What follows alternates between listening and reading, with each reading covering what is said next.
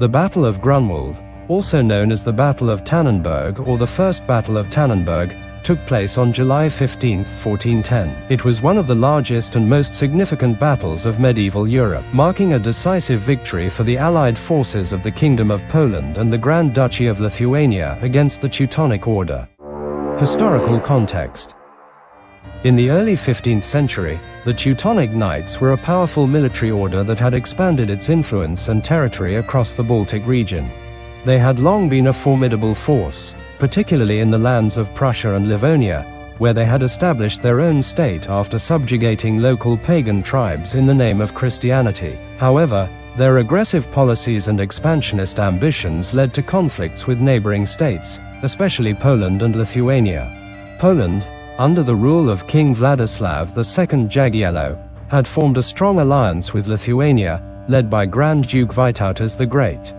This alliance was strengthened through the marriage of Jagiełło to Queen Jadwiga of Poland, which united Poland and Lithuania under a personal union.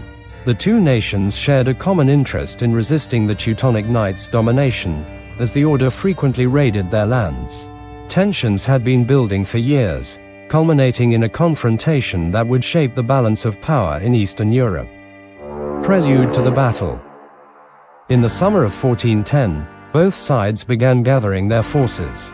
The Polish-Lithuanian alliance fielded a vast and diverse army, made up of Polish knights, Lithuanian cavalry, and various mercenaries and volunteers from regions such as Bohemia, Moravia, and Ruthenia. Estimates of the Polish-Lithuanian forces range from 16,000 to 39,000 men.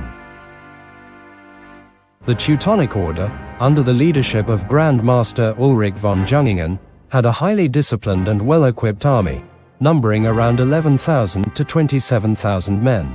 The Polish-Lithuanian army crossed the Vistula River and advanced toward the heart of the Teutonic territory.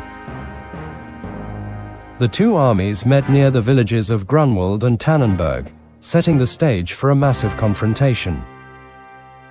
The battle begins.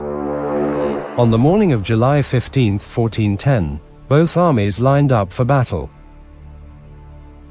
The Teutonic Knights were positioned on slightly higher ground, confident in their heavy cavalry and the superior discipline of their forces. The Polish-Lithuanian army took up a more extended, less orderly formation, with the Polish Knights on the left flank, the Lithuanian light cavalry on the right flank, and various infantry units and archers in the center. Grand Master Ulrich von Jungingen, known for his arrogance and aggression, reportedly sent two swords to the Polish-Lithuanian leaders, challenging them to come and fight. This act of bravado is often recounted as a symbol of his overconfidence. At noon, the battle began with an initial charge by the Lithuanian cavalry. However, they were soon repelled by the Teutonic Knights, and it seemed as though the Teutons were gaining the upper hand. Some historians believe that Vytautas may have ordered a feigned retreat, a common tactic among the Tatar cavalry who were fighting on the Lithuanian side, designed to lure the Teutons into a premature attack. The turning point. As the Teutonic Knights pursued the retreating Lithuanians, the Polish forces under King Jagiełło, who had been holding their position, launched a powerful counterattack. The Teutonic forces, having overextended themselves in the pursuit, were now vulnerable. Polish knights and infantry began to press the attack on the Teutonic center and left flank. At this critical moment, Grand Master Ulrich von Jungingen led a charge with his reserve units, hoping to turn the tide of the battle. However, he was struck down in the thick of the fighting, a devastating blow to the morale and organization of the Teutonic forces. As the Grand Master fell, the cohesion of the Teutonic army crumbled.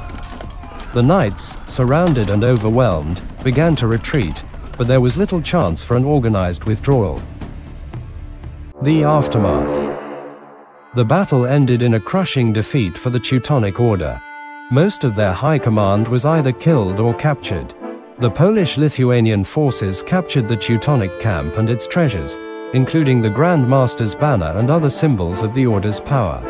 The defeat at Grunwald marked the beginning of the decline of the Teutonic Order as a major military and political force in Europe. The Polish-Lithuanian alliance, on the other hand, emerged as a dominant power in the region. Though the battle was a decisive victory, it did not lead to an immediate end to the conflict. The Teutonic Knights still held significant fortifications, and the war dragged on until the Treaty of Thorn in 1411, which forced the order to make territorial concessions and pay a substantial indemnity, but did not result in the complete disbandment of their state. Legacy.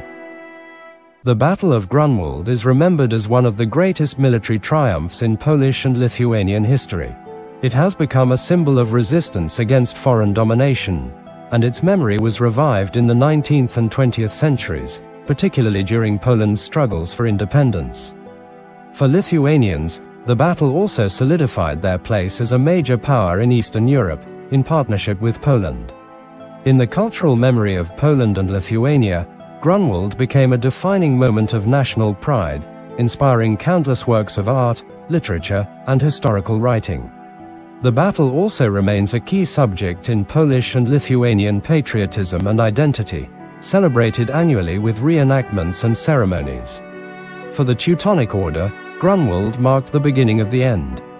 Although they would continue to exist as a military and religious order for centuries, their political ambitions and territorial expansion were never fully revived after the devastating loss in 1410.